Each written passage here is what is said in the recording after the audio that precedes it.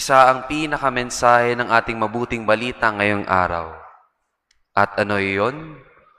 Walang Kristiyanong mayabang. Ano ba ang pinagyabang ng Pariseo sa ating mabuting balita? Pinagyabang niya ang mga mabubuting ginagawa niya. Tanong, mali bang ipagmalaki ang mga mabubuting ginawa natin sa iba? Ang sagot, depende. Depende saan? Depende sa intensyon mo. Kapag ibinabahagi mo ang mga mabubuting bagay na ginawa mo sa lahat, dahil ang intensyon mo ay upang bigyan inspirasyon ng iba, walang masama doon. Kung sila ay may inspire sa iyo sa mga mabubuting ginawa mo, para rin sa kanila yon na gumawa din sila ng mabuti.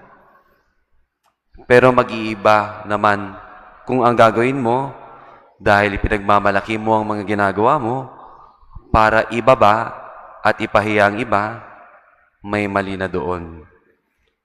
Ang Pariseo ay nagyabang para iangat niyang sarili sa lahat. The Pharisee prayed, "O God, I thank you that I am not like the rest of humanity." Kakaiba daw siya. Angat siya sa lahat. At ito yung dulo niya. Or even like this tax collector. Hindi lang siya angat sa iba, ibinababa niya pa ang tax collector. Pwede nating simplihan ang kanyang panalangin nga po eh.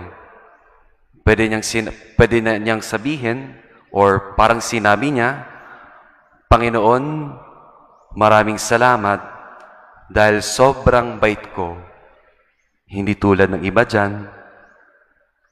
Nakakatawa.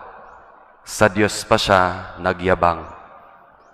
Pero ang Diyos, mas pinakinggan pa niya ang makasalanang tagasingil ng buwis. Kung tutuusin nga, wala siyang may pakita sa ating Diyos. Wala siyang mukhang maiharap sa ating Diyos. Hiyang-hiya pa nga siya. Kung tutuusin, sobrang ikli ng kaniyang panalangin. Hindi tulad ng iba, sobrang haba. He said, "O God, be merciful to me, a sinner." O Diyos, mahabag ka sa akin na isang makasalanan.